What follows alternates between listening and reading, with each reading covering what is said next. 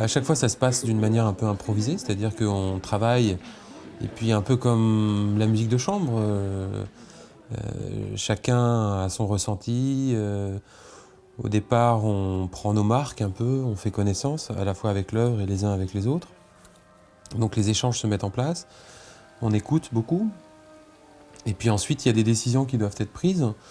En général, ça se fait naturellement, et parfois, il faut, quand il y a des passages un peu délicats, et où il faut quand même un chef, d'une certaine manière, et à ce moment-là, c'est à moi de reprendre la barre.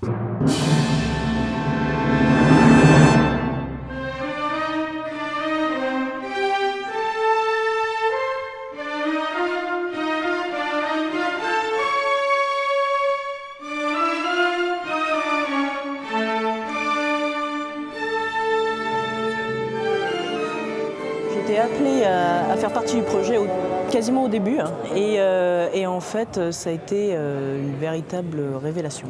Donc aussi bien artistique qu'humaine, et à partir de là je me suis donné comme priorité musicale de jouer aux dissonances.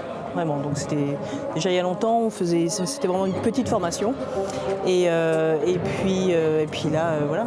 On en est là, à jouer 5e de Shostakovich à 70 musiciens, et c'est vrai que ce qui paraissait peut-être pas impossible, mais bon, une gageure au début est devenu quelque chose de plus en plus, enfin quelque chose d'extrêmement excitant.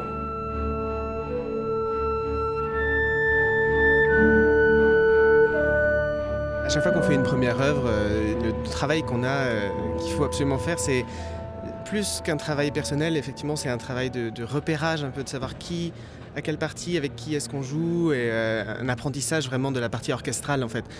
Et c'est vrai que souvent dans un orchestre avec chef, on n'a pas besoin de faire ce travail-là parce qu'il y a le chef justement qui connaît déjà la partition et sur lequel on se repose en fait. Et là, le fait d'être chacun un peu responsable de ce rôle du chef d'orchestre, en fait, qu'on se répartit, ça nous oblige à avoir une connaissance du score qui est beaucoup plus approfondie que la normale. Ouais.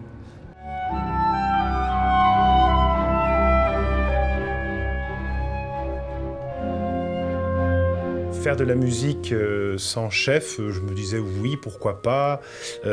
On n'avait pas encore, je pense que le projet a beaucoup évolué depuis.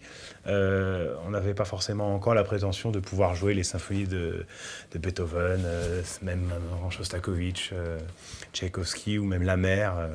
On n'était pas du tout encore dans ce voyage-là. Donc je ne me rendais pas compte. On commençait à faire du Mozart, je me disais, ça va être de la musique de chambre grandeur nature, et ça va être super, il va y avoir plein de musiciens formidables. Donc ça a démarré comme ça, j'avais pas vraiment l'idée. Je pense que d'ailleurs le projet des dissonances s'est un petit peu façonné au fur et à mesure des années.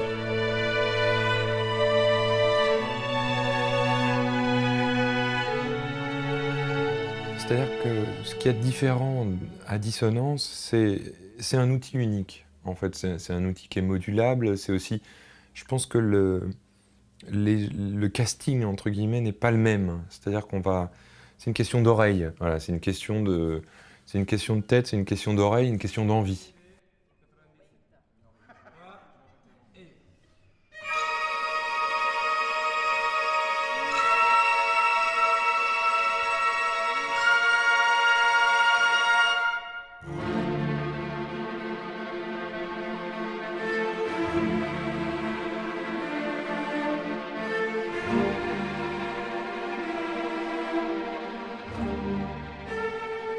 Finalement, tout s'est construit sur la scène ou derrière la scène, un peu autour de moi. Donc j'ai, d'une certaine manière, le rôle d'un hyper-chef. Et d'une autre manière, lors du travail musical, j'essaye de fédérer et d'écouter les énergies. Et de temps en temps, je suis aussi obligé de faire un petit peu le chef, surtout quand on est 75. Donc c'est un mélange en fait entre laisser les choses se faire et puis reprendre la barre quand il y a une dispersion un peu des énergies parce que chacun commence à avoir un avis sur la question et puis là, ça ne sert plus à rien.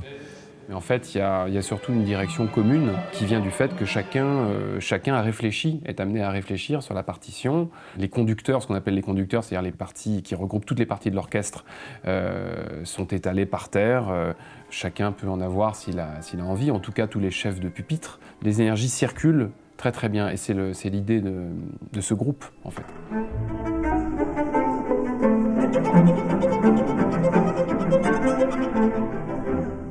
Il y a une histoire, voilà, qui est un fil qui se tisse comme ça, un fil infini.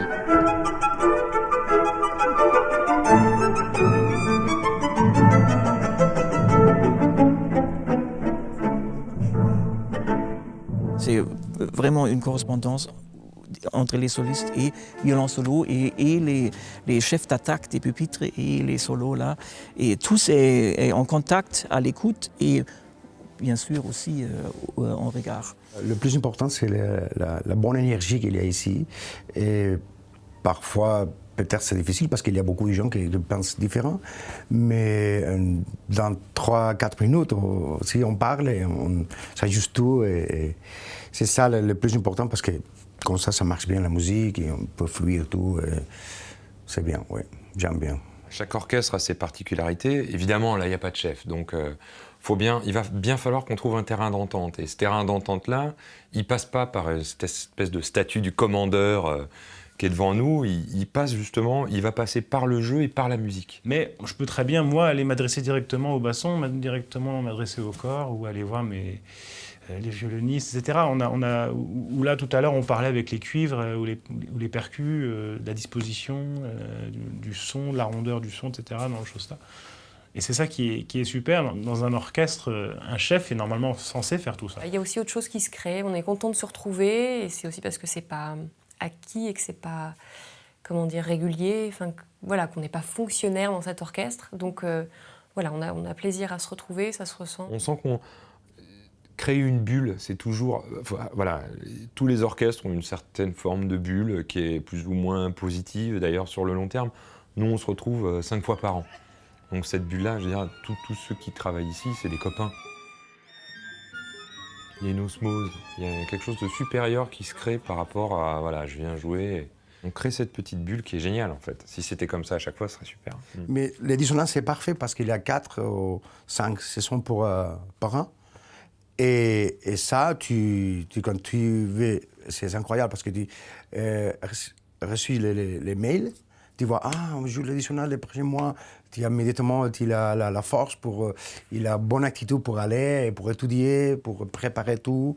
Et voilà, je pense que c'est parfait. Il faut dire, on en a vraiment beaucoup des joueurs très forts. Ça aide déjà, la qualité de chacun. Et en même temps, on est obligé de jouer très, très homogène. Sinon, ça ne va pas. Sinon, on ne peut pas entendre tous la transparence à laquelle on travaille beaucoup pour être capable de réaliser tout ce qui se passe. Fait que tous les groupes sont obligés de jouer assez transparent et homogène. Il ne peut pas y avoir de flou. On est obligé de savoir exactement ce qui se passe, d'écouter.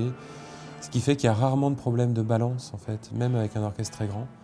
On ne va pas vérifier la balance parce que dès qu'on s'entend les uns les autres, ça veut dire que la balance est bonne, en fait. On développe une qualité d'écoute, une attention qui est assez remarquable. Je dois dire, au bout d'une semaine, ça s'entend vraiment. Et au concert, il peut y avoir des moments magiques qui ressortent grâce à ça.